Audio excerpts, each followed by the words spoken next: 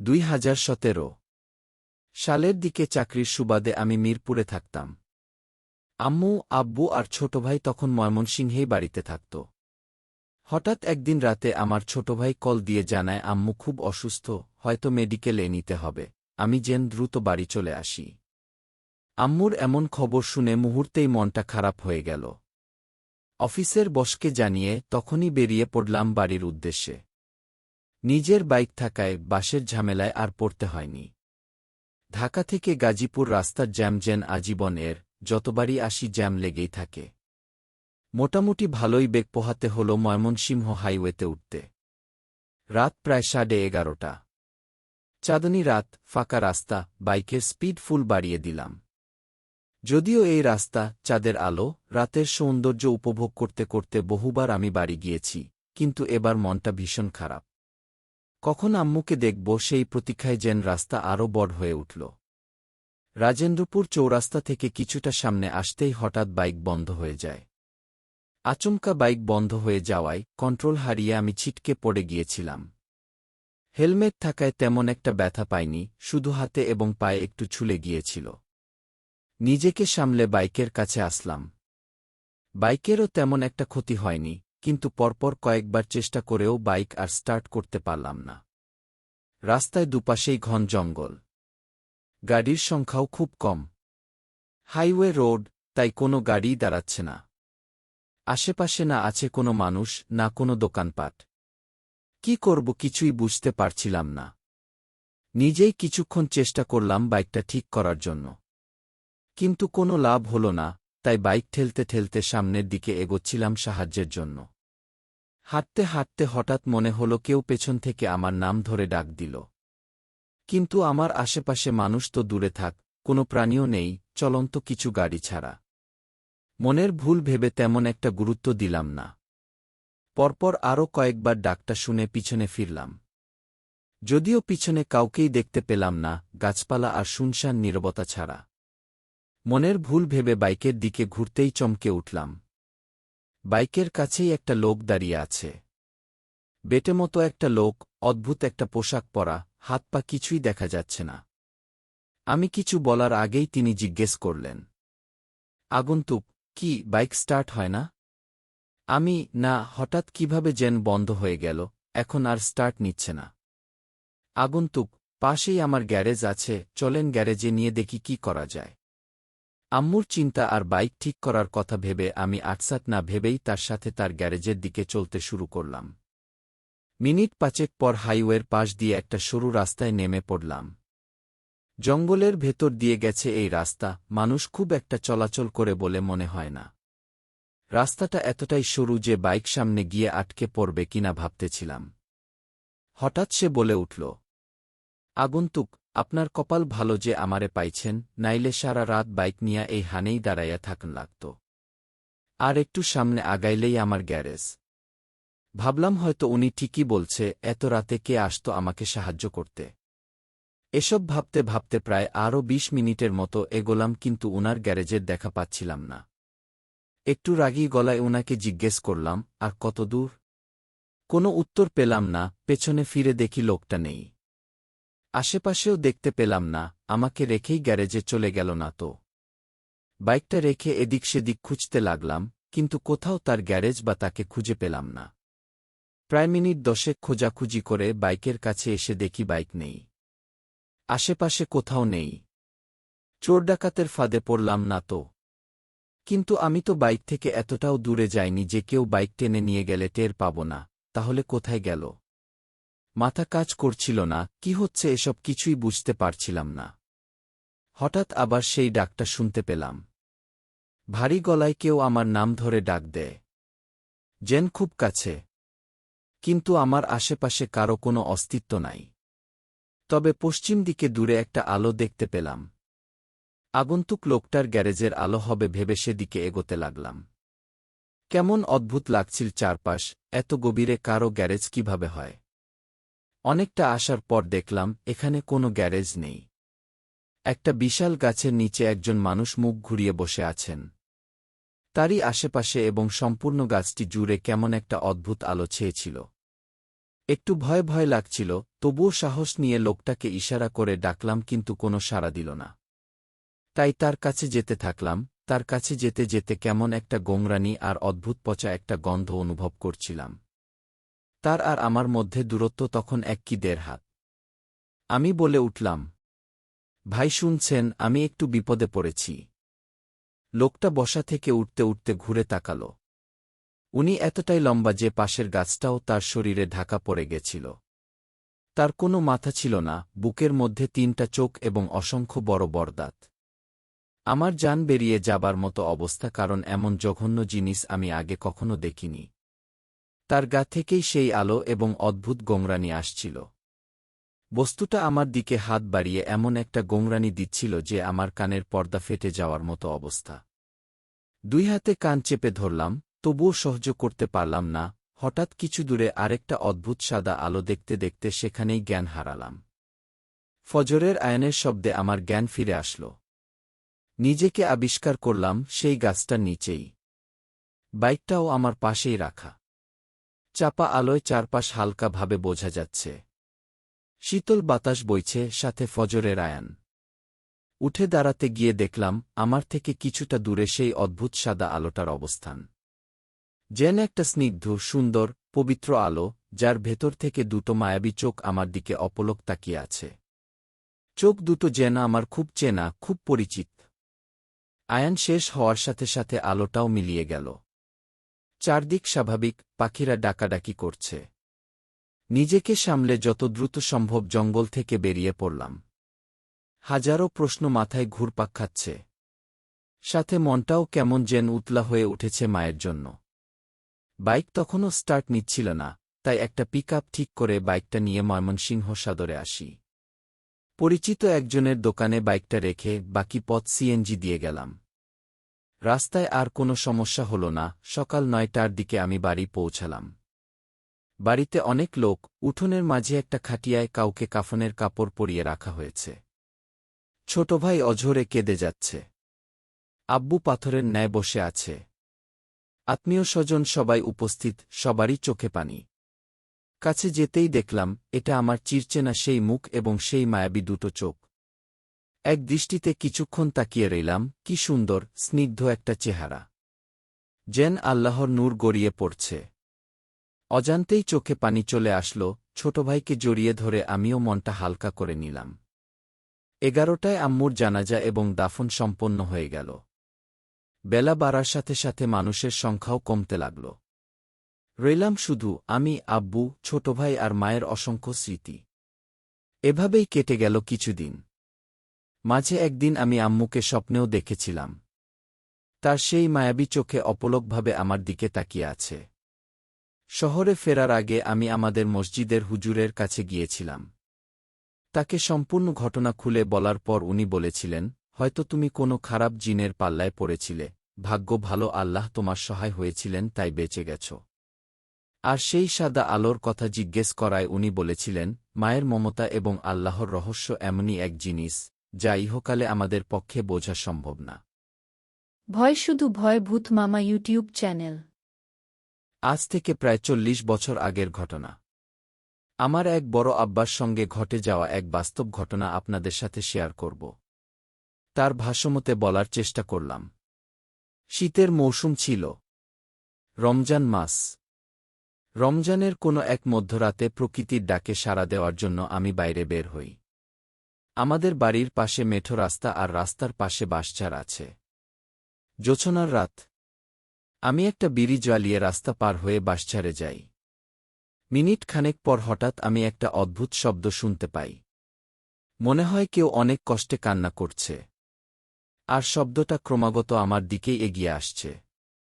আমি ভাবলাম, এত রাতে মানুষ কোথা থেকে এইভাবে কান্না করে আসছে। রাত তখন আনুমানিক ২টা ৩০ বাজবে। আমি তখন একটু সাহস করে সেখান থেকে গলা খাকিয়ে বলি, কে কে রাস্তা দিয়ে ওইভাবে কান্না করে যাচ্ছে? প্রথমে কোনো সাড়া শব্দ পাই না আমি। তারপর আমার কাজ শেষ করে কিছুটা সামনে এগিয়ে যেয়ে আবার বলি, কে ওখানে? তখন সেই জিনিসটা আমার কথার উত্তর দেয়। সেই জিনিসটা বলে, তুই আমাকে চিনিস না, আর আমার কথা শুনলে তুই ভয় পাবি। যা, রাতে বাইরে ঘোরাঘুরি না করে বাড়িতে যা। কথাগুলো শুনে আমার মনে একটু রহস্য মনে হল। তখন আমি আবার তাকে জিজ্ঞেস করলাম, কে তুই, বলে যা। তখন সেই জিনিসটা রাগান্বিত স্বরে বলে, বেশি কথা বলিস না, তোর আজকে কিন্তু খবর করে দিব কি। এই কথা শুনে তখন আমি রেগে যাই। উনার ভাষায় সেই অবয়বটি অনেক রোগা আর নেংরা বা খোঁড়া ছিল। খুঁড়িয়ে খুঁড়িয়ে হাঁটছিল। বড় আব্বা তখন যুবক ছিলেন। আর তখনও তিনি জানতেন না যে এটা অন্য কিছু। তিনি ভাবছিলেন এটা হয়তো কোনো মানুষ বা চোর হবে, তাকে ভয় দেখানোর জন্য এমন করছে। আমি তখন আমার কোমর থেকে আরেকটা বিড়ি বের করে জ্বালিয়ে বলি, তোর এত বড় সাহস, তুই আমাকে ভয় দেখাস। এই বলে সেই জিনিসটাকে তারা দৌড়ানি দেয়। তারপর সেই অবয়বটা অনেকটা দূরে যে একটা জায়গায় দাঁড়িয়ে আমার দিকে তাকিয়ে মুখ দিয়ে আগুন বের করে আমাকে উদ্দেশ্য করে বলে, তুই আজকে বিড়ির জন্য বেঁচে গেলি। না হলে তুই আজকে বুঝতি আমি কি জিনিস। তোর কি অবস্থা করতাম তুই হারে হারে টের পাতি। কে এইটা বলে ওই অবয়বটা একটা গ্রামের দিকে চলে যায়। সেই দৃশ্যটা দেখে তখন আমার অনেক বেশি ভয় লাগে। আমি এতক্ষণ যেটাকে সাধারণ মানুষ ভাবছি সেটা আসলে অন্য কিছু। আমি ভয় পেয়ে সেখান থেকে দ্রুত বাড়িতে চলে আসি।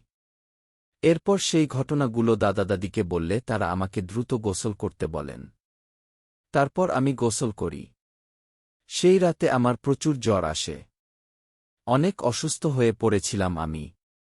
সে সময় আমার কলেরা রোগ হয় নাই, এই জন্য আল্লাহর কাছে এখনও শুকরিয়া আদায় করি। সেইটা নাকি কলেরা রোগ ছিল। পরে আমার মায়ের কাছে শুনেছিলাম যে গ্রামে ওই অবয়বটি সে রাতে গিয়েছিল, সেই গ্রামে নাকি কলেরা রোগে অনেকে আক্রান্ত হয়ে মারা গেছে। এটা আমার জীবনে অনেক ভয়ঙ্কর রাত ছিল। যদিও আরও ভয়ঙ্কর কিছু ঘটেনি, তবে যদি ঘটত তাহলে কি হতো? সেদিন যদি আমার কলেরা হতো তাহলে হয়তো আমি বেঁচে থাকতাম না। সেই মুখ দিয়ে আগুন বের হওয়া দৃশ্যটা এখনও মনে পড়ে আমার। ঘটনা 2, 1950 সাল। সময়টা ছিল বসন্তকাল। হালকা শীতের আমেজ এখনও রয়েছে। শালগ্রামের পাশ দিয়ে বয়ে যাওয়া রাম নদীর তীরে সব বালকরা তাদের ছাগলগুলোকে ঘাস খাওয়াতে নিয়ে আসে।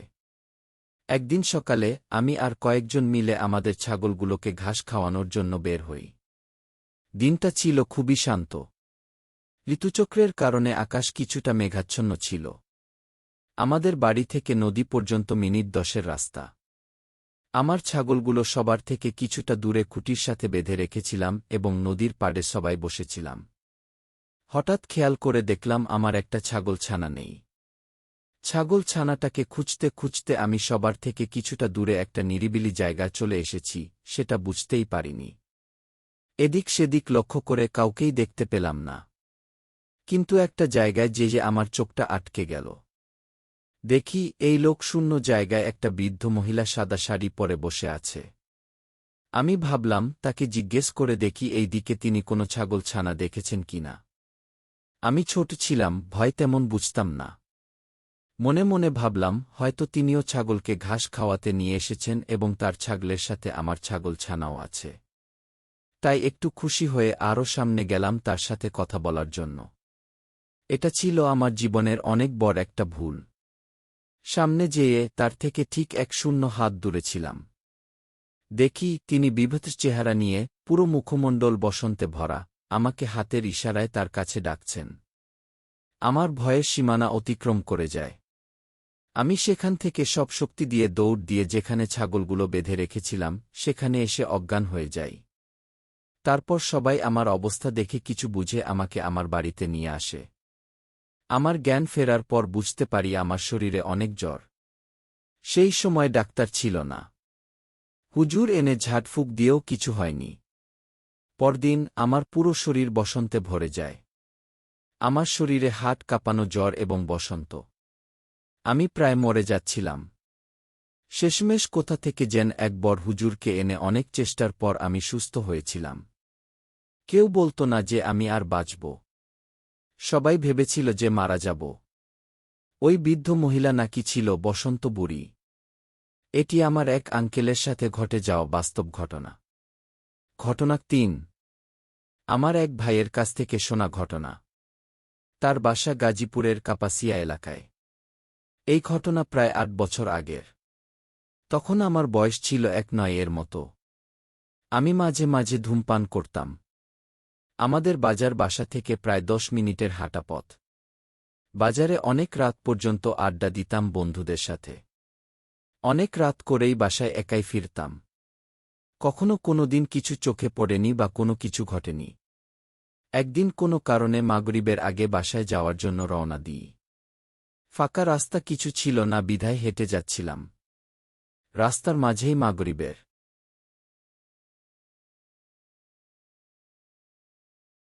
আজান শুরু হল। আজানের কিছুক্ষণ পর একটা সিগারেট জ্বালালাম। হাঁটছি, প্রায় বাসার কাছাকাছি এসে গেছি। তখন আর মিনিট ৫ হাঁটলে বাসায় পৌঁছে যাব। হঠাৎ করে একটা আওয়াজ কানে ভেসে আসে। আওয়াজটা ছিল একটা বাচ্চার কান্নার আওয়াজ। আশেপাশে তাকিয়ে দেখলাম কোথাও কোনো বাচ্চা নেই। আর এই সন্ধ্যাবেলায় ফাঁকা রাস্তায় বাচ্চা কোথা থেকে আসবে? আশেপাশে কোনো ঘরবাড়িও নেই। তেমন কিছু না ভেবে সামনে এগোতে থাকি। কিন্তু কান্নার আওয়াজ আরও গা হচ্ছে। এক অদ্ভুত রকমের কান্না মনে হচ্ছে। মনে হচ্ছে কান্নার আওয়াজটা আমার দিকেই এগিয়ে আসছে। হঠাৎ করে আমার সিগারেটটা নিভে যায়। কোনো বাতাস নেই, আর সিগারেট তো বাতাসেও নিবে না। সিগারেট জ্বালানোর চেষ্টা করি, কিন্তু লাইটারও জ্বলে না। তখন আমার মনে অদ্ভুত রকমের কিছু একটা অনুভব হয়, জানি না সেটা ভয় কিনা। আর সেই কান্নার আওয়াজটা ক্রমাগত আমার দিকে এগিয়ে আসছে। মনে হচ্ছে ডান পাশে রাস্তার পাশে কেউ কান্না করছে। কান্নার আওয়াজটা তখন বাচ্চা থেকে বড় মানুষের মেয়েলি গলার স্বরে পরিণত হচ্ছে। অদ্ভুতভাবে অনিচ্ছায় আমার মাথাটা রাস্তার পাশে ঘুরে যায়। দেখি কাঁঠাল গাছের পিছনে এক কাফনে মোড়ানো বিশাল এক লাশ দাঁড়িয়ে আছে, যার মাথা কত উঁচুতে আছে আমি তা দেখতে পাইনি। সেই জিনিসটা দেখে আমি আর এক মুহূর্ত দেরি করিনি। আল্লাহর নাম নিতে নিতে বাসার দিকে দৌড় দিই। অবাক করা বিষয়, সেই জিনিসটাও আমার পিছনে আসছিল। এইভাবে দৌড়াতে দৌড়াতে এক সময় সে আমাকে প্রায় ধরে ফেলবে এমন অবস্থায় আমি একটা ব্রিজের কাছে এসে থেমে যাই। আমি আর পিছনে না তাকিয়ে বাসায় চলে যাই। বাসায় এসে কাউকে কিছু না জানিয়ে ঘুমিয়ে যাই। পরে রাতে আমার প্রচুর জ্বর আসে। সকালে ঘুম থেকে উঠতে পারি না। মা এসে দেখে আমার গা জ্বরে পুড়ে যাচ্ছে। কয়েকদিন এইভাবে বিছানায় পড়ে থাকি। ওষুধ দিয়েও কোনো কাজ হয় না। শেষে এক হুজুরকে আনা হয়, উনি সম্পর্কে আমার চাচা হন। উনি আমাকে সব বলতে বলেন, যে কোনো কিছু দেখে ভয় পেয়েছি কিনা। তখন আমি সেদিনের ঘটনাটা তাকে বলি। তখন তিনি বলেন, সেই জায়গায় নাকি একটা বদজবিন আছে, যার শেষ সীমানা সেই ছোট ব্রিজ পর্যন্ত। আর সেই রাস্তার পাশে নাকি কিছুদিন আগে এক গলায় ফাঁসি দেওয়া লাশ দাফন করা হয়েছিল। তারপর তিনি কিছু তদবির করে দোয়া করে চলে যান। আমি পরে দিন দিন সুস্থ হয়ে যাই। আমি আগের যুগের অনেক বৃদ্ধ মানুষের কাছ থেকে শুনেছি, আগের সময়ে এই রকম কলেরা, বসন্ত নাকি মানুষের রূপ ধারণ করে রাত বিরাতে ঘুরে বেড়াত। অনেক জায়গা বা গ্রামে এই রকম অনেক ঘটনাই স্মৃতি হয়ে আছে।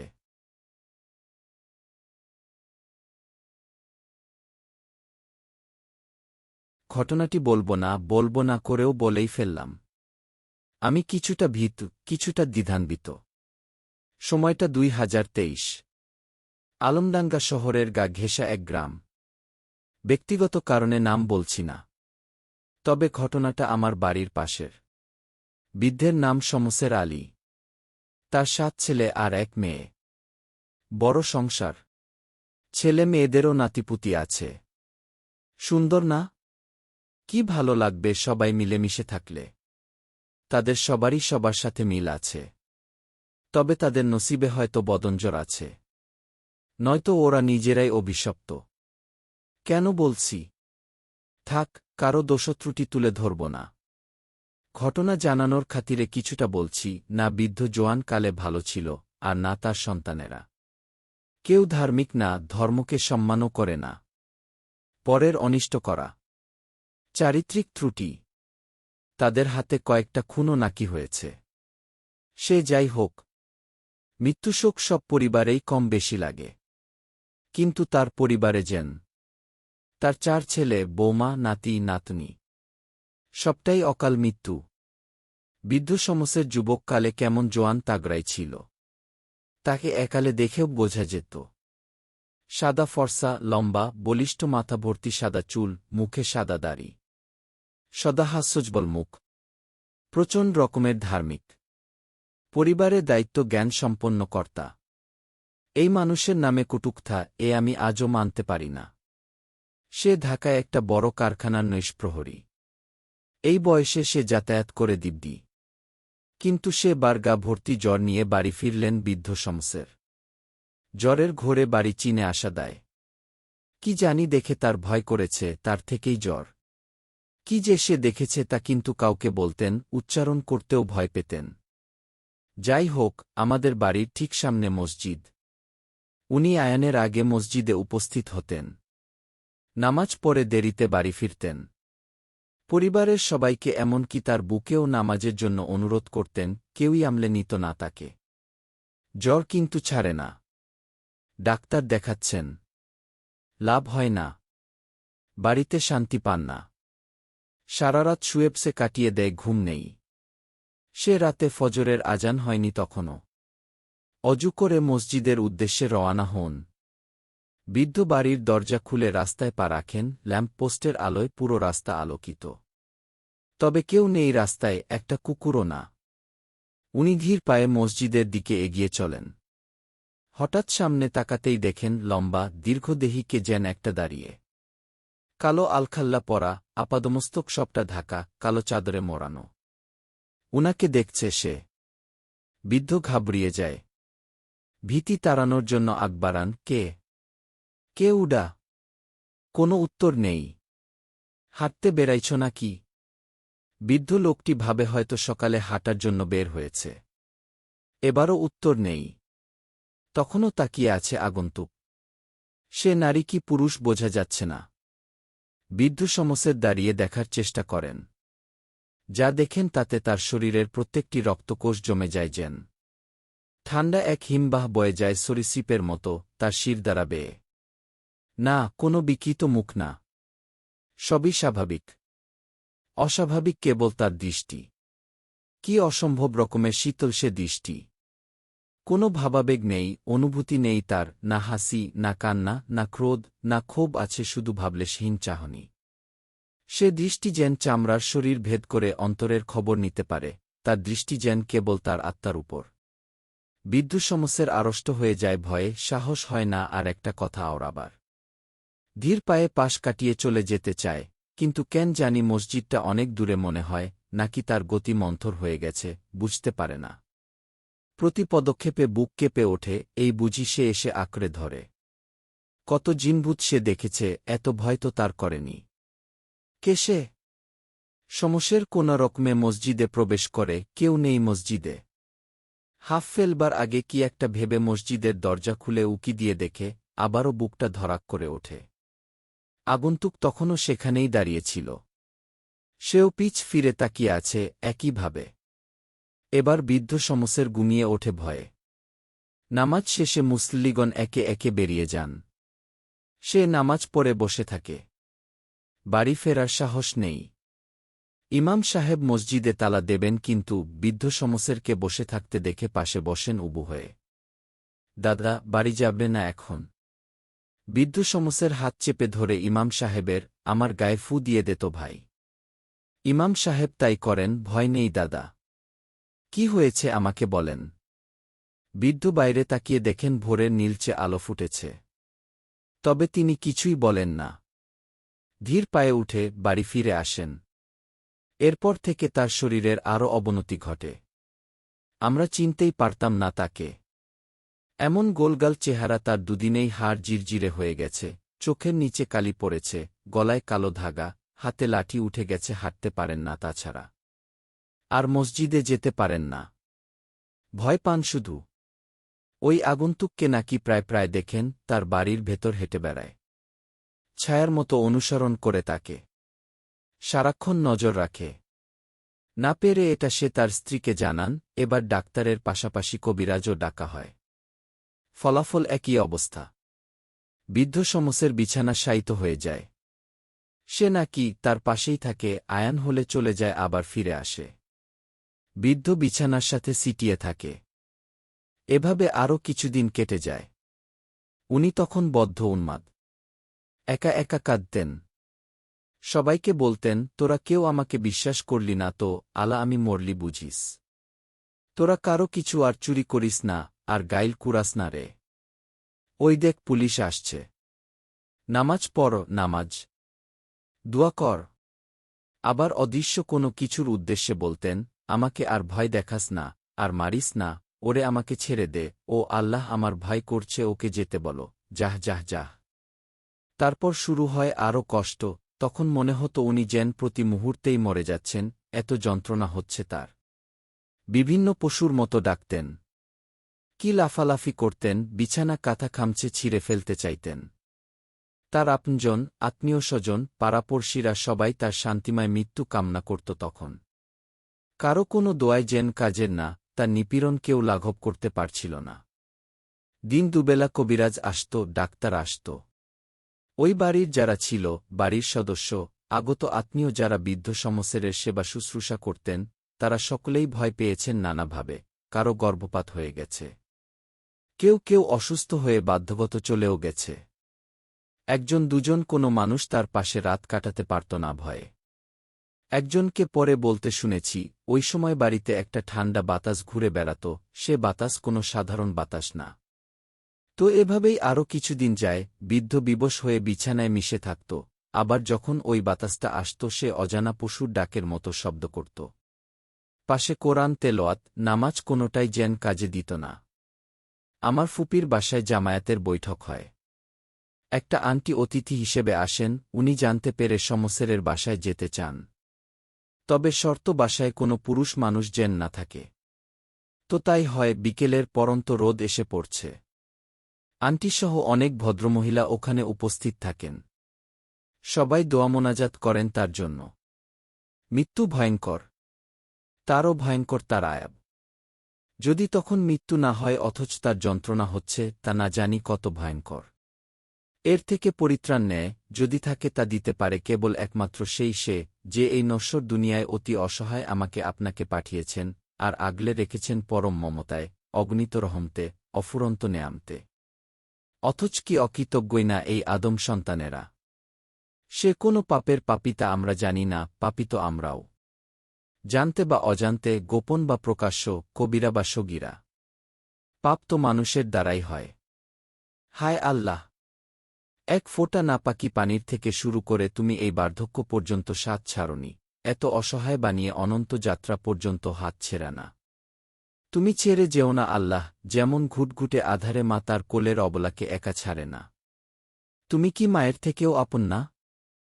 কথাগুলো তার কথামত বৃদ্ধকে গোসল করিয়ে, অজু করিয়ে পবিত্র পরিচ্ছন্ন জায়গায় রাখা হয়। সত্যি বলতে তারপর বৃদ্ধ আর কোনো আর্তনাদ করেনি। ফজরের আজানের আগেই সে অনন্তের পথে যাত্রা শুরু করে। শমশের চলে গেছেন, এখন তার স্ত্রী অসুস্থ। তারও নাকি মাথা খারাপ হয়ে গেছে, যাকে পায়ে টেনে ধরে বলে, দেখে যা আমার বাড়ি কারা ওরা। কালো কালো কাপড় পরা লম্বা লম্বা মানুষ। সারাদিন খাই দেয়। হাসাহাসি করে। আমি ঘরে ঢুকলেই থেমে যায়। তাকিয়ে থাকে আমার দিকে। কি করে বলবো, বলতো, ওদের হাসি শুনে আমার ঘুম হয় না, খুব ভয় করে, খুব ভয়। প্রায় 1000 বছরের পুরনো একটি দিঘি নিয়ে অনেকগুলো ঘটনা যা আমি আমার নানার কাছ থেকে শুনেছিলাম। দিঘিতে আমার নানা কাজ করতেন, মানে দিঘিতে রাতে পাহারা দিতেন আর মাছকে খাবার দিতেন। ঘটনাগুলো প্রায় 40 বছর আগের। ঘটনা 1। ঘটনাটি আমার নানার এক ভাইয়ের সঙ্গে ঘটেছিল। তিনি আর আমার নানা এক আত্মীয়ের বাসা থেকে রাত প্রায় 12টার দিকে বাসায় আসছিলেন। সে রাতে বৃষ্টি হওয়ার কারণে তাদের বাসায় আসতে দেরি হয়। রাস্তাটা ছিল সেই দিঘির পাশ দিয়ে। দিঘিটার কোনো উঁচু পাড় ছিল না, পাড়টা ছিল জমির সাথে সমান। তারা দিঘির পাশ দিয়ে আসছিল। দিঘির পাশ দিয়ে আসার সময় তারা খেয়াল করে নালা দিয়ে বৃষ্টির পানি নামছে আর দিঘি থেকে অনেক মাছ নালাতে উঠে আসছে।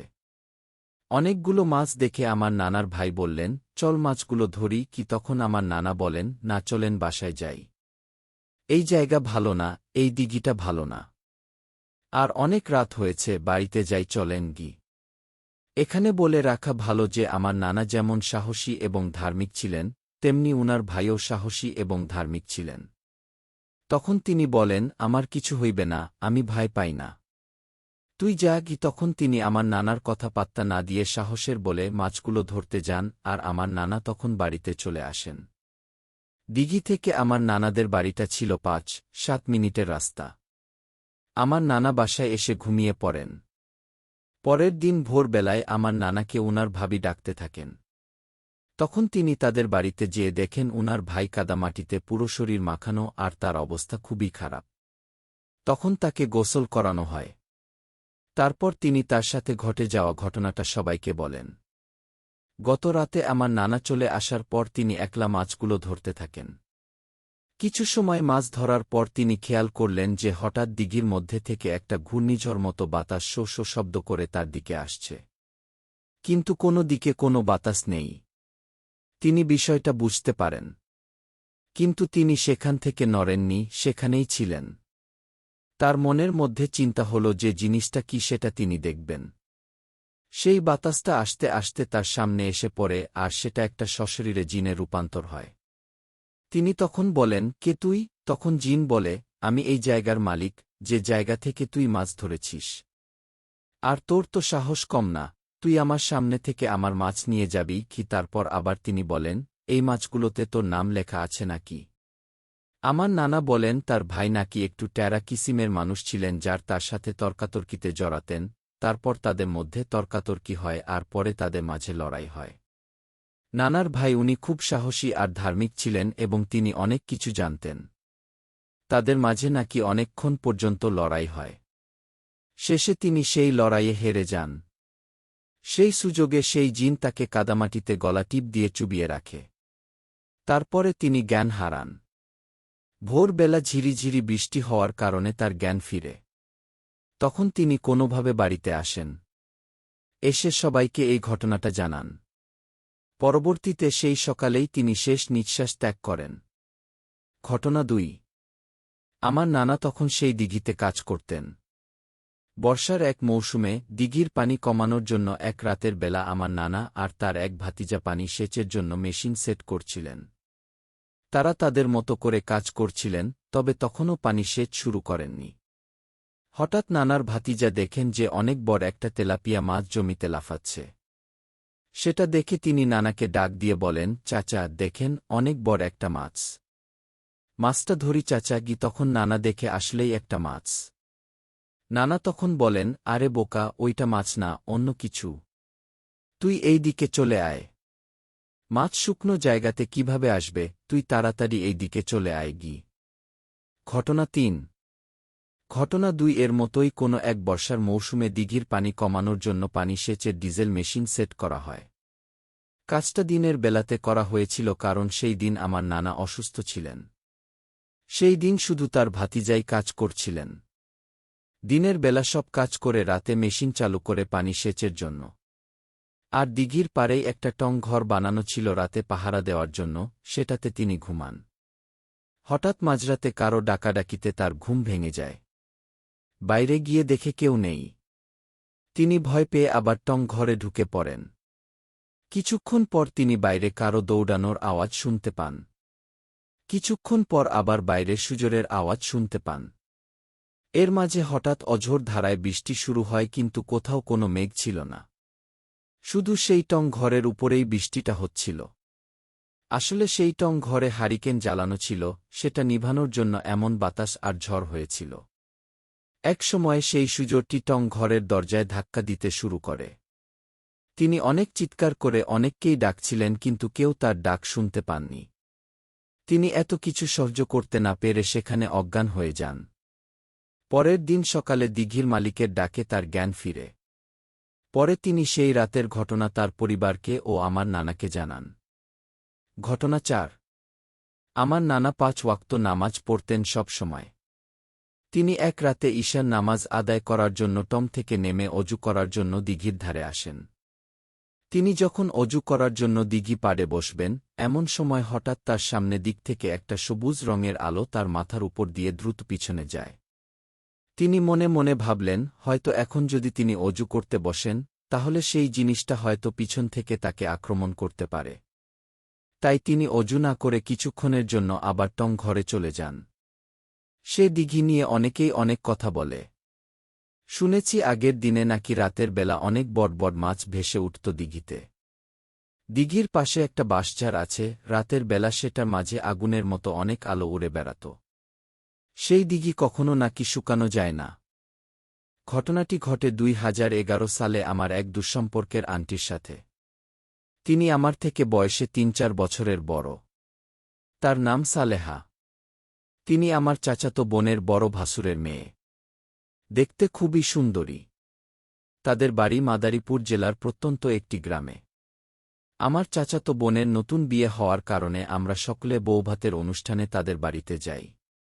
সেখান থেকে ফেরার কয়েকদিন পরে জানানো হয় যে সালেহার আন্টির বিয়ে ঠিক হয়েছে, আমরা যাতে সবাই সেই অনুষ্ঠানে উপস্থিত থাকি। প্রচণ্ড বৃষ্টি থাকার কারণে আমরা বিয়েতে না গেলেও বৌভাতের অনুষ্ঠানে উপস্থিত হই। আর ঘটনা শুরু হয় সেই দিন রাত থেকেই।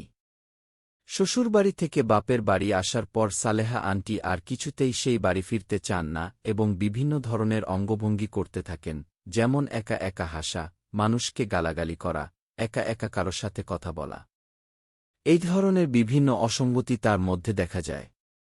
বিশেষ করে তিনি তার স্বামীকে একেবারেই পছন্দ করতেন না। এমনকি তার গায়ে হাত পর্যন্ত তোলেন। শেষমেশ তার স্বামী তাকে বাপের বাড়িতে রেখে চলে যায়। এদিকে তার পরিবারের লোকজন তাকে একজন ভালো আলেমের কাছে নিয়ে যায়। তিনি সালেহা আন্টিকে দেখে বলেন যে, তার বিয়ের দিন তাকে যখন শ্বশুরবাড়িতে নিয়ে যাওয়া হচ্ছিল, তখন প্রায় মাগরিবের আজানের সময় হয়ে এসেছিল। তারা রাস্তার পাশে কয়েকটি তালগাছ অতিক্রম করে, আর সেখান থেকে একটি দুষ্টু জিনের নজর পড়ে সালেহা আন্টির দিকে। সে তার সঙ্গ নেয় এবং এখন তাকে দিয়ে এসব করাচ্ছে, যার জন্য তিনি তার স্বামীকে সহ্য করতে পারেন না। আলেম বলেন যে এই জিন খুব শক্তিশালী, সহজে সে সালেহা আন্টিকে ছাড়বে না। তাই তিনি সামান্য ঝাড়ফুঁক করেন এবং পানি পড়া দিয়ে দেন। এগুলো খাওয়ার পরে সালেহা আন্টি সাময়িকভাবে সুস্থ হন এবং তার বাবা মা অনেক বোঝানোর পরে তার শ্বশুরবাড়ির লোকজন তাকে ফিরিয়ে নিয়ে যায়। কয়েকদিন ভালো থাকার পরে সালেহা আন্টি আবার আগের মতোই পাগলামি করতে থাকেন। এমনকি মাঝে মাঝে রাতের বেলা দরজা খুলে বাইরে পর্যন্ত বেরিয়ে যেতেন। তার স্বামী তাকে আটকানোর অনেক চেষ্টা করতেন কিন্তু কিছুতেই যেন তার শক্তির সাথে পেরে উঠতেন না। বিভিন্ন কবিরাজ দেখিয়েও কোনো লাভ হয়নি। এভাবে বছর খানেক কাটার পরে জানা যায় সালেহা আন্টি প্রেগন্যান্ট। এ সময় তার পাগলামি কিছুটা কমলেও তিনি একা একা কারো সাথে কথা বলতেন, গাছের পাতা একা একা ছিঁড়তেন, কখনো ভর দুপুরে পুকুর পাড়ে গিয়ে বসে থাকতেন। আমি একদিন আমার ছোট ভাই এবং আমার ছোট ফুপু সহ আমার চাচাতো বোনের শ্বশুরবাড়িতে বেড়াতে যাই। রাত তখন মোটামুটি 2টা। হঠাৎ করেই বাড়িতে কেমন যেন চিৎকার চেঁচামেচি শুরু হয়। প্রথমে বুঝতে না পারলেও পরে জানতে পারি যে সালেহা আন্টি ঘর থেকে বেরিয়ে বাগানের দিকে গেছেন, তাই সবাই চেঁচামেচি করছে। আমরা সকলে বাইরে গিয়ে দেখি সালেহা আন্টি একটি গাব গাছের সবচেয়ে উঁচু ডালের উপর পা দুলিয়ে বসে আছেন। তার চুলগুলো এলোমেলোভাবে খোলা, চোখগুলো বড় বড় করে তাকিয়ে আছে যেন কোনো দূর আত্মা ভর করেছে তার উপর। আমরা সবাই এটা দেখে ভয় পাই যে এই সময় তো তার ঘরেই থাকার কথা নয়, কারণ তিনি তখন 8 মাসের প্রেগন্যান্ট। একটা মানুষ কি করে এই অবস্থায় এত উঁচুতে উঠতে পারে এটা ভেবেই সকলের গা শিউরে ওঠে। অনেক চেষ্টা করেও তাকে গাছ থেকে নামানো যায় না। আর এত রাতে কোনো কবিরাজ বা ওঝা না পাওয়ার কারণে তার পরিবারের লোকজন সারারাত ওই গাছের নিচে বসে থাকে যাতে তিনি অন্য কোথাও না চলে যান। পরদিন সকালে একজন ভালো কবিরাজ ডেকে আনা হয় তাকে দেখার জন্য। কবিরাজ সালেহা আন্টির শরীরে থাকা জিনকে ডাকার সব রকম ব্যবস্থা করেন। সারাদিন অনেক চেষ্টা করার পরে অবশেষে আসরের আয়ানের বেশ কিছুক্ষণ পর সেই জিন হাজির হয় আন্টির শরীরে। জিন কবিরাজকে অকথ্য ভাষায় গালাগালি শুরু করে কেন তাকে ডাকা হল। তখন কবিরাজ তাকে বিভিন্নভাবে আঘাত করেন এবং বলেন, তুই কে? তুই কি হিন্দু না মুসলিম? তুই কেন এই মেয়েটিকে এত কষ্ট দিচ্ছিস? জিন বলে, সেই কথার উত্তর তোকে আমি দেব না। আমি ওকে আমার সাথে নিয়ে যাব, ওকে আমার খুব পছন্দ হয়েছে, আমি ওকে বিয়ে করব কি? তবে কবিরাজ হাল ছাড়েন না, তিনি বিভিন্নভাবে ওই জিনকে আঘাত করতে থাকেন। অবশেষে জিন তাকে জানায় যে সে একজন হিন্দু জিন। কবিরাজ বলে, তোর জাত কি? জিন বলে, আমি কালী জাত ই। তখন কবিরাজ আরও বলেন, কেন তুই ওকে ধরেছিস? কেন এত কষ্ট দিচ্ছিস? জিন বলে, ওকে সাজা অবস্থায় খুবই সুন্দর লাগছিল, আর যাওয়ার সময় ও সেই তালগাছের দিকে তাকিয়েছিল যেই গাছে আমি বসেছিলাম। আর তখনই আমি ওর শরীরে ভর করি। আমি ওকে ছেড়ে যাব না, ওকে নিয়ে যাব কি? কবিরাজ তখন তাকে অনেক অনুরোধ করেন যাতে সে তার শরীর ছেড়ে দেয়, কারণ সে তখন মা হতে চলেছে। কিন্তু জিন নাছোড় বান্দা, সে কিছুতেই সালেহা আন্টিকে ছেড়ে যাবে না। প্রয়োজনে আন্টিকে মেরে ফেলবে। এই বলে সে নিজের শক্তি দ্বারা আন্টিকে নিয়ন্ত্রণ করতে থাকে। আন্টি হঠাৎ করেই আসন ছেড়ে ওঠে এবং তাদের ঘরের দেয়ালের সাথে মাথা বাড়ি দিতে থাকে, ফলে তার মাথা ফেটে রক্ত বের হয়। এই দৃশ্য দেখার পর তার পরিবারের লোকজন সহ আশেপাশের আমরা সবাই ভয় পেয়ে যাই। তখন কবিরাজ বলেন, এই কাজ আমার নয়, আমাকে ক্ষমা করবেন। এরপর আমি কিছু করতে গেলে আপনাদের মেয়ের বড় ধরনের কোনো বিপদ হতে পারে, এমনকি আমারও বড় ধরনের বিপদ হতে পারে কি? এই কথা বলে কবিরাজ চলে যান। এদিকে সালেহা আন্টির অবস্থা আরও খারাপ হতে থাকে। তবে আল্লাহর অশেষ রহমতে তার সন্তানের কোনো ক্ষতি হয়নি। কিন্তু সালেহা আন্টির স্বামী বা শ্বশুরবাড়ির লোকজন তাকে আর ফিরিয়ে নিয়ে যাননি। সালেহা আন্টি এখনও ওইভাবেই জীবনযাপন করছেন। তার ছেলেটি মোটামুটি বড় হয়েছে, কিন্তু আন্টি তার ছেলেকে মাঝে মাঝে চিনতে পারেন না, গালাগালি করেন, এমনকি মারতেও যান। সেই জিন এখনও তার শরীর ছেড়ে যায়নি। এখনও আমরা সেই বাড়িতে বেড়াতে গেলে দেখতে পাই আন্টি একা একা বসে কথা বলছেন, কখনো পুকুরে নেমে গাছের পাতা কুড়াচ্ছেন, কখনো নিজের ওড়নাতে একটার পর একটা গীত দিচ্ছেন। আসসালামু আলাইকুম। আমি আমার খুবই পরিচিত একজনের ঘটনা লিখছি এবং তার মতো করেই উপস্থাপন করছি। আমি একটি বেসরকারি প্রতিষ্ঠানে কর্মরত আছি। ঘটনাটি আমার প্রতিষ্ঠানেরই একটি ফ্লোরকে কেন্দ্র করে। আমার দায়িত্ব হল মনিটরিং করা। প্রায় সময় আমার রাতে শিফট থাকে। এমনি একদিন ডিউটি পড়ল রাতের বেলায়। আমি আমার রুমে বসে আছি, রাত তখন প্রায় 2টা। দুইজন গার্ড খুবই অস্বাভাবিকভাবে ভয় পেয়ে আমার কাছে ছুটে আসলেন। কারণ জিজ্ঞেস করাতে জানালেন তারা কিছু একটা দেখে ভয় পেয়েছেন। তাদেরকে ধাতস্থ হবার সময় দিয়ে জিজ্ঞেস করলাম কি দেখে ভীত হলেন। দুইজন গার্ডই বললেন সব চেক করতে 5তলায় গিয়েছিলেন, সেখানে কিছু একটা দেখে ভয় পেয়েছেন তারা। আর বিস্তারিত জিজ্ঞেস না করে তাদের রেস্ট নিতে বললাম। আমি তখনই বিষয়টি ঊর্ধ্বতন কর্মকর্তাদের জানাই। সেদিনের মতো আর কিছু জিজ্ঞেস করিনি। পরদিন সেই দুইজন গার্ডকে ডেকে জিজ্ঞেস করতে তারা যা জানালো, শুনে কিছুটা অবাকই হলাম। তাহলে গার্ড দুইজন যখন সব চেক করার জন্য 5তলায় গেলেন, তারা দুইজনেই ফিল করলেন পুরো 5তলার ফ্লোর থরথর করে কাঁপছে, সাথে পুরো রুমেই কেমন অদ্ভুত ভুতুড়ে শব্দ, যেমনটা হরর মুভিতে শুনতে পাওয়া যায়। তারা ভয় পেয়ে দৌড়ে নিচে নামলেন। একজন হলে বিষয়টি মনের ভুল ভাবার সুযোগ ছিল, তাই ঘটনাটি বিশ্বাস করতে হল। তাদের চোখে মুখে স্পষ্ট ভয়ের ছাপ। এরপর আমি আরও কয়েকজনকে বিষয়টি অবগত করি। আরও কিছু ঘটনা জানলাম ওই ফ্লোর সম্পর্কে। যেমন অনেকদিন আগে ওই 5তলায় একদিন একজন গার্ড চেক করতে গেলেন সব ঠিক আছে কিনা। তখন উনি ফিল করলেন কেউ তাকে পিছনে থেকে ধাক্কা দিল। উনি সেখানেই অজ্ঞান হয়ে গেলেন। পরদিন সকালে তাকে উদ্ধার করে হাসপাতালে নেওয়া হয়। ওই ফ্লোরেই আরেকদিন গার্ড দিতে গিয়ে একজন দেখতে পান বাদুড় আকৃতির বৃহৎ ছায়া দেয়ালে ভাসছে, যা আসলে খুবই ভয়ানক। আরও ছোট ছোট ঘটনা ওই অফিসকে ঘিরে অনেকেই বলেন।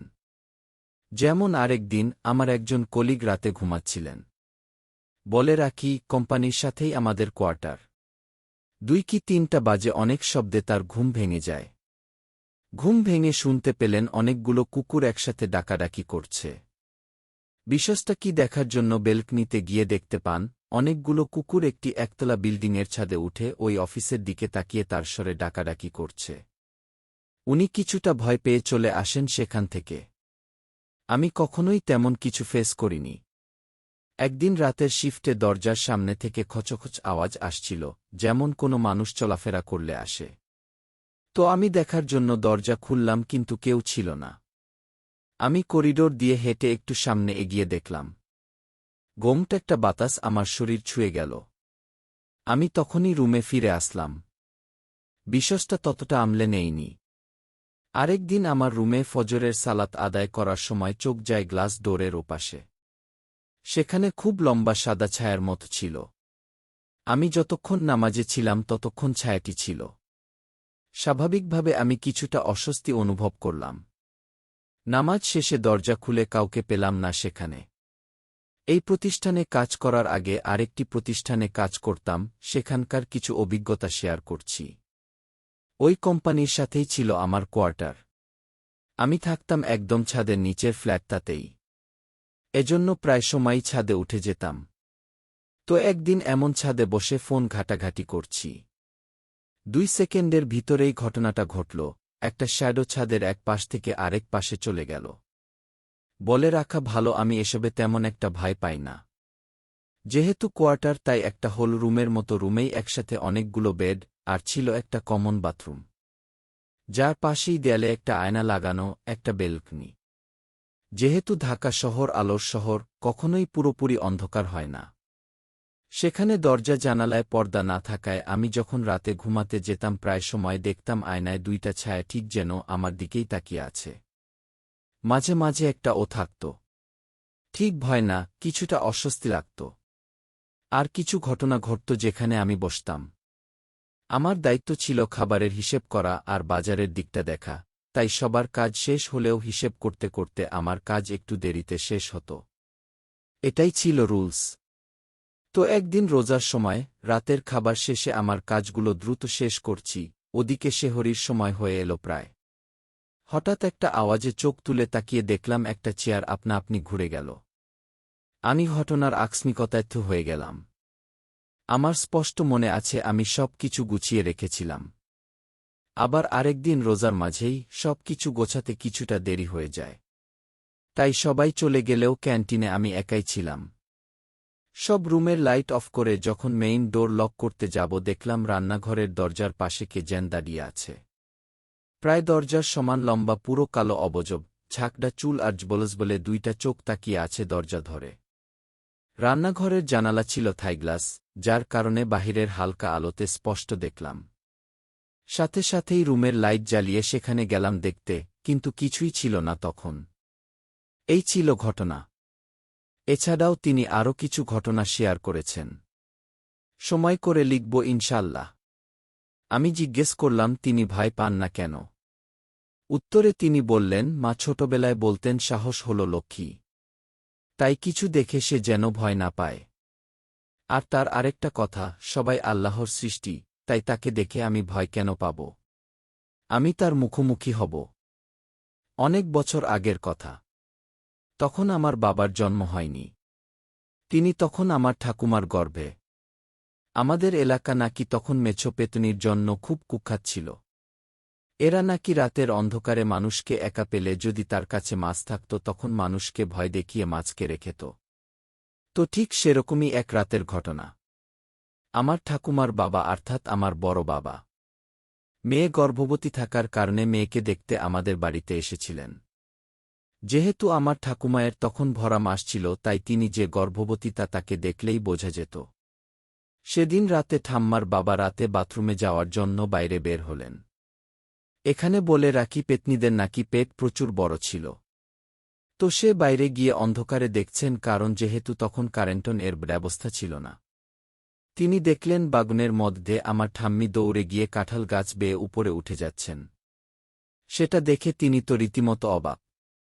কারণ একজন গর্ভবতী মহিলার পক্ষে এই অবস্থায় কি করে শুধুমাত্র দৌড়ে অত বড় একটা কাঁঠাল গাছে উঠে যাওয়া সম্ভব।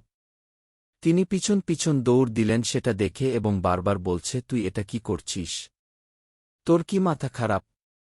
এই অবস্থায় এটা কি করে করছিস? পড়ে গেলে আর রক্ষা থাকবে না। নেমে আয় তাড়াতাড়ি। তো এই চিৎকার চেঁচামেচি শুনে বাড়ির ভেতর থেকে সবাই বাইরে বেরিয়ে এলে তিনি দেখলেন যে সবার সাথে সাথে আমার ঠাম্মাও ঘর থেকে বের হয়েছেন। তিনি তো অবাক। সবাইকে সবকিছু খুলে বলতেই কারোর আর বুঝতে বাকি রইল না যে এটা কার কাজ। 2. আমার ছোট পিসির বিয়ে হয়েছিল 71-এর পরে। তো তখন যেমন ছিল পায়ে চলা পথ, আর এত উন্নত রাস্তাঘাটও ছিল না। তাই মাঠের মধ্যে থেকে যেতে হতো। আর আমরা সবাই হয়তো জানি যে সদ্য নতুন বিবাহিত মেয়েদের প্রতি দুরাত্মাদের নজর থাকে প্রচুর। তাই সবসময় সঙ্গে সঙ্গে একজন লোক থাকতে হয়। কিন্তু পিসিকে যখন বিয়ের পর শ্বশুরবাড়ি নিয়ে যাওয়া হচ্ছিল সেই রাতের বেলায়, তখন মাঠে সেই তালগাছের নিচে গিয়ে তাকে খারাপ কিছু ধরেছিল। কারণ কোনো কারণে তার সাথে থাকা লোকের হাত ছেড়েছিলেন তিনি। এরপরই শুরু হয় পিসির নানান ভুল বকা। সবাইকে কামারাতে যেত, মারতে যেত, এমনকি প্রচুর গালি গালাজও করতেন। তাই ওঝা ডাকার ব্যবস্থা করা হল। তখন ওঝা ঝাড়িয়ে তার গায়ে নতুন কাপড় চাপা দেয়, বারবার ধূপের চিটা মারছিল আর বলছিল, কেন ধরেছিস ওকে, ছেড়ে দে, নয়তো দুঃখ আছে তোর। কিন্তু সেও নাছর বান্দা, সে কিছুতেই পিসির শরীর ছেড়ে যেতে নারাজ। এমনি পিসি তখন রাগে আমার বড় পিসাকে কামড়ে ধরেছিলেন। পরে অনেক কাঠখড় পুড়িয়ে তাকে বিদায় করা সম্ভব হয়েছিল। সেই থেকে আমার পিসি কানে অনেক কম শোনে। তাকে একটা কথা বারবার বললে তবে গিয়ে শুনতে পায়, তাও আবার অনেক জোরে। ৩ আমার বাবার কাকাদাদু ছিলেন প্রচুর সাহসী। তিনি রোজ রাতে নৌকা করে বাজারে যেতেন, ব্যবসা করে অনেক রাতে ফিরতেন নৌকায়, এবং মাছ কিনে নিয়ে আসতেন। সেরকমই একদিন তিনি ফিরছিলেন। তখন তিনি শুনতে পান তার নাম ধরে কেউ ডাকছে আর বলছে, নৌকাটা পারে ভিড়া। পাশের জঙ্গল থেকে এমন আওয়াজ আসছিল বারবার। কিন্তু তিনি যেহেতু সাহসী তাই এসবে পাত্তা না দিয়ে বলল, ভিড়াবো না, কি করবি তুই? তখন সেইটা বলে, ভালোভাবে বলছি, ভিড়া নয়তো মরণ আছে কপালে তোর। তখন দাদু বলেন, সে তখন দেখা যাবে, মেলা ফ্ল্যাচ করিস না, দূর হ। তখন সেটা পিছন থেকে বলতে থাকে, ভালো করলি না তুই, এর ফল তুই পাবি। আজকের মতো ছাড়লাম, কিন্তু তোকে একদিন ধরব কায়দা মতো, দেখিস তুই। তখন সে বলতে বলতে আসে, ঠিক আছে, আসিস তুই।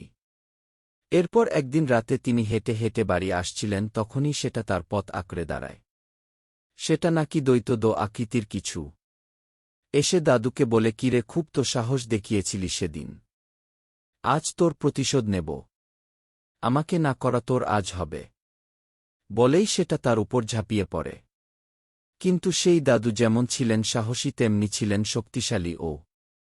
তিনিও সমান আকারে ধরলেন সেটাকে। পরে মাটি দুইজন হাতাহাতি জড়াজড়ি করছিল। আর মাটি ছিল অসংখ্য কাটাঝাড়। কাটা গাছ যেটাকে বলি আমরা, গাছে ছোট ছোট কাটা থাকে, লেবু গাছের মতো আর কি। তার উপরে দাদুকে ফেলে ধস্তাধস্তি করতে থাকে, তার সারা গা রক্তাক্ত করে দেয়। তিনিও তেমনি ছাড়বার পাত্র নন। তখন রাতে সেই ধস্তাধস্তির শব্দ শুনে সামনে কিছু মুসলিম বাড়ি ছিল, সেখান থেকে লোকেরা মশাল নিয়ে বেরিয়ে আসে এবং এসে দেখে এই অবস্থা। তারা তখন তাকে ধরে বাড়ি পৌঁছে দিয়ে যায়। তারপর দাদু কিছুদিন প্রচণ্ড জ্বরে ভোগেন ও তার ২-৪ দিন পর মারা যান। ৪ আমাদের পরিবারেরই কেউ একটা ছিল, সে আর তার এক বন্ধু ঠিক করে ভোরে মাটি কাটতে যাবে। কিন্তু তখন যেহেতু ঘড়ি ছিল না, তাই ভোররাতে বোঝা যেত না। তিনি মাঝরাতে শুনতে পান তার বন্ধু তাকে ডাকছে। শুনে তিনি ভোর হয়ে গেছে ভেবে উঠে আসেন খন্তা নিয়ে মাটি কাটার উদ্দেশ্যে।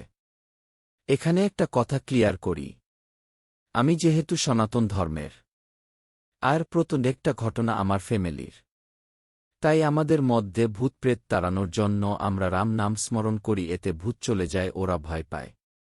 এটা কেন বললাম তা গল্পের খাতিরে বুঝতে পারবেন শেষের দিকে। তো যাই হোক, তো তারা যখন মাটি কাটছে তো দেখছে সেই বন্ধু অনেক দ্রুত কাজ করছে, নিমেষে মাটি কেটে ফেলছে। একটা মানুষের পক্ষে এত দ্রুত কাজ করা সম্ভব নয়। তার কিছুটা সন্দেহ হলেও সে কিছু না বলে হাত দিয়ে মাটি সরাতে থাকে। তো এক পর্যায়ে কিছু মাটি ছিটে তার মুখের মধ্যে চলে যায়। আর সে বলে ওঠে, এ রাম, মাটি চলে গেল মুখে। সেটা বলার সাথে সাথেই দেখে সেই বন্ধু কোথাও নেই, একটা কাক মরে পড়ে আছে। তার আর বুঝতে বাকি রইল না যে কি হতে চলেছিল আজ তার সাথে। ৫ একদিন রাতে আমার ঠাম্মা পিঠা ভাজছিলেন। হঠাৎ একটা হাত রান্নাঘরের মধ্যে পেতে দিয়ে কেউ বলে, আমায় একটা পিঠা দে না। আমার ঠাকুরমার বুঝতে বাকি নেই যে কে পিঠা চাচ্ছে। তিনি বললেন, দিচ্ছি, হা কর, বলেই সে খুন্তি চুলোর মধ্যে দিয়ে আজ দিতে থাকেন, আর বের খুন্তি বাইরে বের করে বলেন, হা কর। আর সেটা ওটার মুখে ঢুকিয়ে দেয়। পরের দিন দেখে উঠোনে একটা কাক মরে পড়ে আছে। ৬ আমার ঠাকুরমা মারা যাওয়ার পরে আমার বড় মা কিছু ঘটনার সম্মুখীন হয়। একদিন রাতে বড়মা ঘুমিয়ে আছে, তিনি শুনতে পান আমার ঠাকুমা ডাকছে তাকে। বড়মার নাম ধরে। দুবারের বেশি আর একবারেও ডাকত না কখনো। সে ডাক শুনে প্রায় ঘর থেকে বেরিয়ে যেতেন। বড় খাল ছিল আমাদের বাড়িতে, সেই খাল দিয়ে নৌকা করে সবাই যাতায়াত করতেন। বড়মা দেখতেন ঠাকুমা সেখানে দাঁড়িয়ে আছেন। পরে জেঠু গিয়ে কাউকে দেখতেন না, জোর করে বড়মাকে ঘরে নিয়ে আসত। সে কিছুতেই আসতে চাইতেন না, শুধু বলতেন মা আমায় ডাকছে। আর আমার ঠাকমা অসুস্থ থাকাকালীন প্রায় রাতেই আমার ঠাকুরদার নৌকাটা ঘাটে বাঁধা দেখা যেত। তিনি ঠাম্মার আগে মার গেছিলেন। কিন্তু যখন ঠাম্মা অসুস্থ হলেন, হাসপাতালে ভর্তি, বড়মা প্রায় রাতেই শুনতে বাইরে থেকে গোঙানির আওয়াজ আমার ঠাকুরদার কণ্ঠে। ঠাম্মাও মারা গেল, গোঙানির আওয়াজ ও বন্ধ হল, আর সেই নৌকা দেখাও বন্ধ হল। ধারণা করা হয় দাদুই নৌকা নিয়ে ঠাম্মাকে নিতে আসতেন। ৭ আমার মা আমি ছোট থাকতেই মারা যায় ক্যান্সারে। মা মারা যাওয়ার পর দিদিমা দেখতেন স্বপ্নে মা দিদিমায় পাশে এসে খাটে বসতেন, তার মাথায় বিশাল একটা খোপা বাঁধা। ৮ আমার দিদাবাড়িতে একটা কামিনী ফুল গাছ ছিল, সেখানে নাকি একটা পরী থাকত কোলে একটা বাচ্চা নিয়ে। সেই পরীকে বাড়ির সবাই দেখতেও পেত। ভীষণ সুন্দর দেখতে। আর সে যখন আসত খুব সুন্দর ফুলের গন্ধে সারা বাড়ি করত। সেই ফুলগাছটা একদিন কাটা হল, আর সেদিন থেকে পরীটা আসাও বন্ধ করে দিল। গ্রীষ্মকালে আমাদের বাসায় গরমটা যেন একটু বেশি থাকে। দোতলা বাসার, আমরা দোতলাই থাকি। উপরে ছাদ থাকার কারণে গরমটা তুলনামূলক বেশি। আমার চাচি গরম সহ্য করতে পারেন না। অল্প গরমেই ঘেমে নিয়ে একাকার হয়ে যান। যখন বেশি গরম থাকে তখন চাচির অবস্থা একদম নাজেহাল, সারাক্ষণ হাঁসফাঁস লাগে। একবার আমাদের বাসায় প্রচণ্ড গরম পড়ে। সেদিন চাচি ঠিক করলেন তিনি বারান্দায় সে রাতটা থাকবেন। বারান্দাটা ছিল এক রুমের সমান বড়, তাই সেখানে কেউ চাইলে আরামে থাকতে পারে। উপরে সিলিং ফ্যান লাগানো। বারান্দায় বলতে গেলে সিলিং ফ্যানের দরকার হয় না, বাইরে থেকে আসা বাতাসেই শরীর ঠান্ডা হয়ে যায়। তো চাচি রাত্রিবেলা বারান্দার মেঝেতে মাদুর বিছিয়ে শুয়ে পড়েন। বারান্দায় দাঁড়ালেই বাতাস অনুভব করা যায়। সেখানে চাচি আরামেই ঘুমুচ্ছিলেন। চাচা বাসায় ছিলেন না, যার কারণে চাচি একাই ছিলেন। হঠাৎ কিছু একটার শব্দে চাচির ঘুম বিঘ্নিত হয়। তিনি ঘুম ঘুম চোখে তাকিয়ে দেখেন উনার পায়ের কাছে লম্বা মহিলা আকৃতির কে যেন দাঁড়িয়ে আছে। চুলগুলো একদম পা পর্যন্ত লম্বা। এটা দেখে চাচির চোখের ঘুম ছুটে যায়। তিনি তাড়াতাড়ি করে উঠে বসেন। কিন্তু উঠে বসার পর তিনি আর কাউকে দেখতে পাননি। তখন চাচির চোখ যায় আমাদের বারান্দার বাইরের আমগাছটির দিকে। গাছটি বারান্দার গ্রিলের সাথে প্রায় ছুঁই ছুঁই অবস্থায় ছিল। সেখানে চাচি দেখতে পান আমগাছের ডালে একজন সাদা শাড়ি পরা মহিলা বসে আছে। মহিলাটি উনার দিকেই এক দৃষ্টিতে তাকিয়েছিল। এটা দেখে চাচি এক চিৎকার দিয়ে কোনোরকম বারান্দা থেকে ঘরে যান। চাচির চিৎকারে ঘরের সবাই ঘুম থেকে উঠে আসে। জিজ্ঞেস করে চিৎকারের কারণ। তিনি তখন সবাইকে খুলে বলেন সব। চাচি যাতে আর ভয় না পায় তাই তারা এটাকে নিছকি একটা স্বপ্ন বলল। এর কিছুদিন পর এক রাতে আমার দাদার নাম ধরে কে যেন জানালার বাইরে ডাকছিল আর অনবরত জানালায় ধাক্কা দিচ্ছিল। দাদা বেশ অবাক হয়। কারণ দাদার রুমের জানালার বাইরে যে জায়গাটা সেটা অনেকটা জঙ্গলের মতো। আর জানালার বাইরে কোনো মানুষ যাওয়ারও ব্যবস্থা ছিল না। তাহলে কে ডাকছে? দাদা বেশ ভয় পেলেন। তিনি জানালা খুললেন না একবারের জন্যও, এবং সারারাত দাদার নাম ধরে ডাকার আওয়াজ আসছিল এবং কিছুক্ষণ পর পর কেমন একটা অদ্ভুত আওয়াজ ভেসে আসছিল। দাদির সাথেও এমন এক ঘটনা ঘটে। গরম বেশি থাকার কারণে একরাতে দাদি রুমের জানালা খুলে দিয়েছিলেন। জানালা খুলতেই উনার চোখ যায় সেই জঙ্গলের মতো জায়গাটির দিকে। সেখানে প্রায় ৩-৪ জন মানুষের অবয়ব দেখতে পান। তিনি তখন একটা লাইট নিয়ে দেখতে যান যে ওখানে কারা। দাদি জানালার বাইরে লাইটের আলো নিক্ষেপ করতেই সেই মানুষগুলোর অবয়ব দাদির দিকে চোখ তুলে তাকান। তিনি যা দেখেন তাতে উনার শরীর কেঁপে উঠে। সেখানে একজন ১০-১২ বছরের ছেলের মতো, আর বাকিরা আরও ছোট। সবাই প্রায় উলঙ্গ অবস্থায়, টাক মাথা, চোখ দুটো টকটকে লাল। দাদি তাড়াতাড়ি করে জানালা লাগান এবং দাদাকে ডাকতে শুরু করেন। তিনি দাদাকে সব বলেন। দাদা তখন বেশ রাগান্বিত হলেন জানালা খোলার কারণে। তিনি দাদিকে নিষেধ করেন এরপর থেকে যেন আর জানালা না খোলা হয়। আমাদের বাসার প্রায় সকল সদস্যই কোনো না কোনোভাবে এমন ঘটনার শিকার হয়েছে। যেমন এক মধ্যরাতে কে যেন বরচাচার গলা টিপে ধরেছিল। তিনি দম নিতে পারছিলেন না। অনেক চেষ্টা করছিলেন নিজেকে ছাড়ানোর জন্য কিন্তু পারছিলেন না। তিনি দেখতে পেয়েছিলেন উনার বুকের উপর বিশাল আকৃতির একটা অবয়বের মতো কেউ বসে উনার গলা টিপে ধরেছে। তিনি যে কাউকে ডাক দিবেন সেই ব্যবস্থাটুকুও ছিল না। তিনি ভাবলেন হয়তো এবার মৃত্যুর কোলে ঢেলে পড়বেন। কিন্তু কিছুক্ষণ পর বেশ শক্তি খাটিয়ে শোয়া থেকে উঠে বসেন। উঠে বসতেই চাচা আর কাউকে দেখতে পাননি। পরবর্তীতে বাসার সবাইকে বললে তারা এটাকে বোবা বলে সম্বোধন করে এরপর থেকে বড়চাচা প্রতি রাতে উবু করে আয়াতুল কুরসি ৩ কুল পরে ঘুমোতেন। স্ত্রী সন্তানকেও পড়তে বলতেন। তখন আর কোনো সমস্যা হতো না। এখনও মাঝে মাঝে বাসায় এমন ঘটনা ঘটলেও আগের চেয়ে এর পরিমাণ কমেই।